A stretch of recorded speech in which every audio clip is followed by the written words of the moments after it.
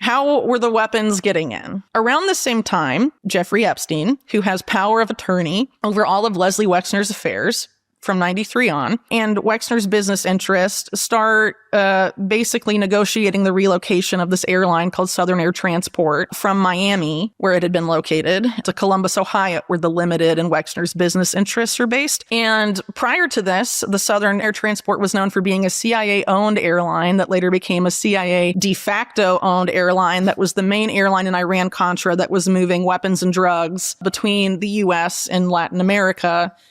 In this recent interview with Whitney Webb, Webb discussed how the Epstein scandal is just the tip of a much larger iceberg, a global network where organized crime, intelligence agencies, and elite financiers operate with near-total impunity. Webb traces the roots of this system back to World War II, when U.S. intelligence officially partnered with the mob, and shows how these alliances have evolved into today's meta-cartel that shapes world events from the shadows. I think neither party wants things to go too deep. So a lot of the benefit to partisan politics of the Epstein scandal, it only really is beneficial to either side if it's kept very superficial. And so I think, releasing a tranche of documents about everything would end up implicating, it would go too deep, probably. That's my assumption of why they kind of want to memory hole it now and sort of rebrand it as a hoax, which is kind of challenging because a lot of Trump's base has been very interested in the Epstein case, arguably more than the Democrats' voter base. There's definitely information that they should put out there, I think. So, for example, the FBI raided Epstein's New York townhouse. They were reportedly binders, CDs full of multimedia content, all sorts of stuff. We don't really know what was on those. We had Pam Bondi, the attorney general, say, "Oh, it's on my desk," and then is saying, "Oh, well, we can't release it because it's all CP, it's child porn." After saying "Oh no, it's implying it was releasable. But there's also a lot of strange things that would be interesting to know. Like, why did the FBI, even though they raided Epstein's residence in New York, why did they not raid Zorro Ranch in New Mexico, another property within the continental U.S.? Why did it take them up to a month to get to his island in the U.S. Virgin Islands?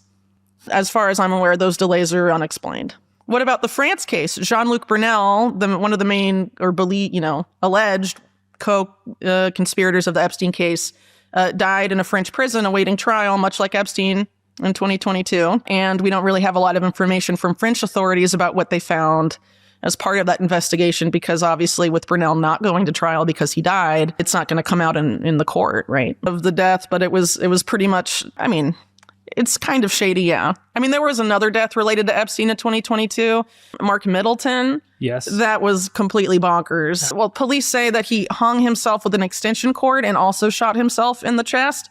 Said there was no weapon at the scene, later came back and said there was a weapon 30 feet from his body. And then the judge sealed all evidence from ever being made public to stop the spread of harmful conspiracy theories. So Brunel dying in prison, I'm not really aware of the circumstances. But, there's separate connections. Yes. So Brunel is a lot more connected to Epstein in the sense of the sex trafficking case.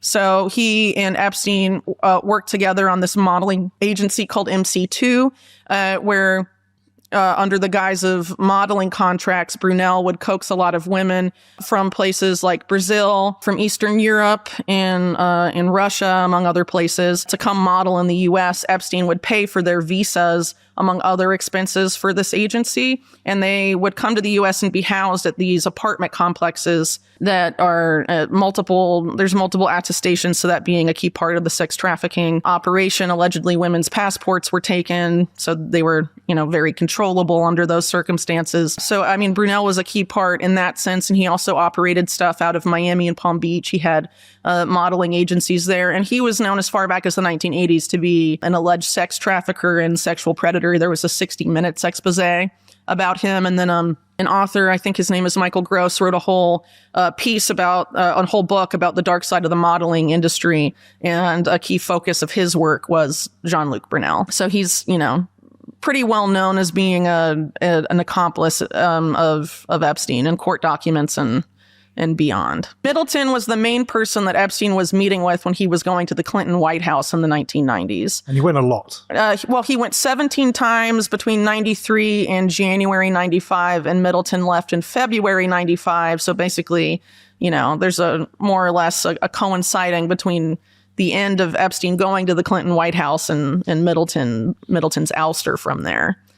Yeah. And Middleton's suicide happened shortly after the extent of those meetings was revealed. So it was known that Epstein had been to the White House a few times, but they didn't, the full extent, the 17 meetings, most of them were with Middleton. That information came out in 2022. And a few months later, this incident with Middleton takes place.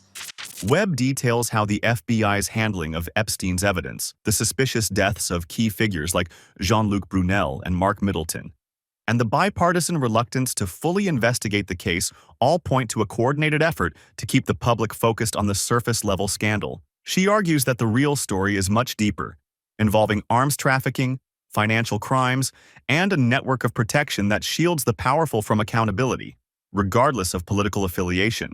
Well, I don't know what you mean by trail going dead. I mean, I think it's pretty clear that the administration does not plan to release further documents, and they've said that. And I guess there's this planned congressional hearing where they've subpoenaed the Clintons and some other things, some other people, but I anticipate that'll be a pretty controlled hearing. I don't think you're going to hear any questions about Mark Middleton or Chinagate there, or what Epstein was doing those 17 times he went to the White House. It's all going to be about everything that happened after Clinton was no longer president, which is, if you look at how the Epstein case has been treated with respect to Bill Clinton for years now, it only focuses on Clinton after he left office. It's the same for Bill Gates, too. They only focus on the Gates-Epstein relationship after Gates was no longer chairman of Microsoft. It's defining the spectrum of what's interesting. It's a limited hangout. So it's like they find some, tidbits that are interesting within a spectrum, and people are so entranced by what's in that spectrum, they don't look for anything beyond that. They just assume that's all there is. Well, it is a Pandora's box in a way. Yeah, sure. Because basically, if you go, as my books show, if you go as deep as I went in writing those two books, and you could certainly go deeper, it basically shows that, the world is basically run by a meta-cartel. I would argue, it is a cartel. It basically operates with an impunity, and they have no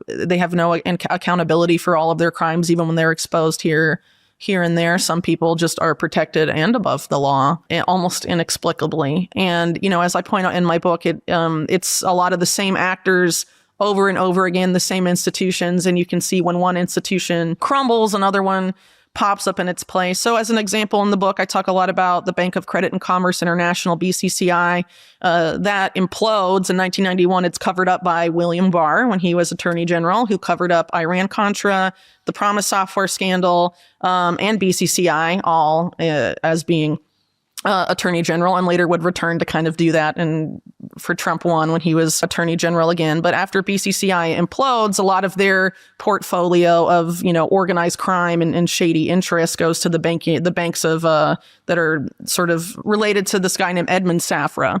And Edmund Safra dies in his home, supposedly from, the story is very bizarre, but from arson allegedly set by his American nurse because she wanted to set a fire and then save him from it, but then didn't save him from it.